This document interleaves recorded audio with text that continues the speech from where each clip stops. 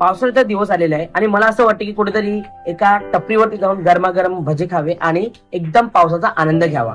परंतु कुठेतरी मनामध्ये एक दचक येते आणि न्यूज मध्ये ज्या बातम्या ऐकतो त्या बातम्यांमुळे एक गोष्ट स्पष्ट होते की या ठिकाणी जाऊन गरमागरम भजे किंवा शोरमा किंवा अजून काहीतरी जे आपण फास्ट फूड म्हणतो हे खाणे आरोग्यासाठी खरंच पोषक आहे का आणि ते तुमच्यासाठी योग्य आहे का. तर या हॉटेलमध्ये जाऊन असं काहीतरी फूड खाणे आरोग्यासाठी हितकारक आहे का, हाच मी विचार मनामध्ये येत असताना एक न्यूज माझ्या डोक्यामध्ये आली, ती म्हणजे ट्रॉम्बेची.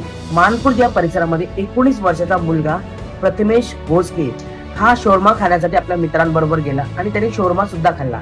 घरी आल्यानंतर त्याला ते सिम्पटम दिसायला लागले आणि नंतर त्याला वांत्या म्हणजे वॉमिटिंग झाली आणि वॉमिटिंग झाल्यानंतर त्याला केम या रुग्णालयामध्ये दाखल करण्यात आले.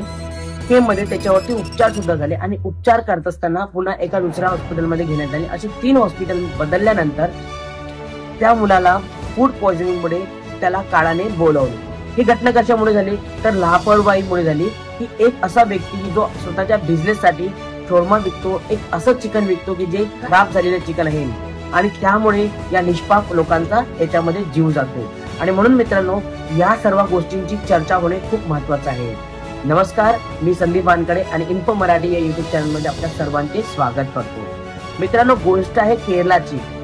केरळमध्ये सुद्धा केसरगोड या भागामध्ये एका 16 वर्षाच्या मुलीने आपल्या मित्रांसोबत शोरमा खाल्ला आणि त्या मुलीचा त्याचे अंत झाला.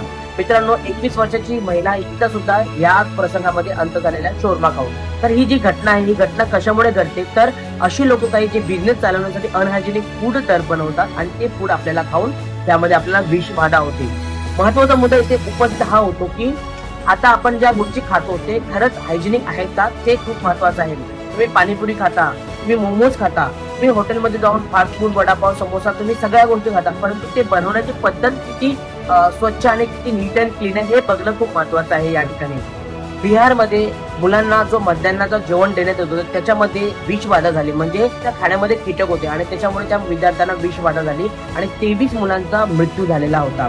मित्रांनो, तुम्ही जे अन्न खाता ते अन्न बाहेरचं खरंच हायजेनिक आहे का, त्याची तुम्हाला शहानिशा करावी लागेल, कारण की जान एक बार आती है बार बार नहीं आती है. त्यानंतर तुम्ही बघितलं असेल ना की मुंबईमध्ये बार्बिक्यू नेशन यामध्ये एक व्यक्ती जेवण करायला गेला आणि त्यामध्ये त्याला एक उंदीर सापडला जेवणामध्ये.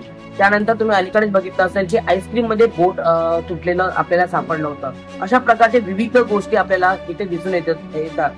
तुम्हाला एक गोष्ट इथे महत्वाची सांगायची वाटेल की तुम्ही ज्या गोष्टी खाता हॉटेलमध्ये जाऊन त्या हॉटेलचं किचन बघण्याचा तुम्हाला अधिकार आहे.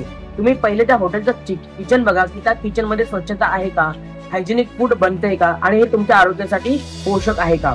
मित्रांनो, या व्हिडिओमध्ये तुम्हाला सांगण्याचा उद्देश असाच होता की पावसाळ्याचा वेळ आहे, पावसाळ्यामध्ये जे नाना प्रकारचे रोगराई पसरत असतात आणि म्हणून तुम्ही पाणीपुरी खात असताना, मोमोज खात असताना किंवा अजूनही काहीतरी फास्ट फूड, वडापाव, समोसा मुंबई सारख्या ठिकाणी खात असताना सर्वात अगोदर तुम्हाला बघायचं आहे की ते जे फूड बनत आहे ते हायजेनिक पद्धतीने किंवा स्वच्छता राखून बनत आहे का की नाही आहे.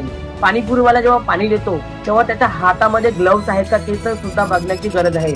आणि त्यानंतर या सगळ्या गोष्टी बघून तुम्हाला तुमच्या आरोग्याची काळजी घ्यायची आहे.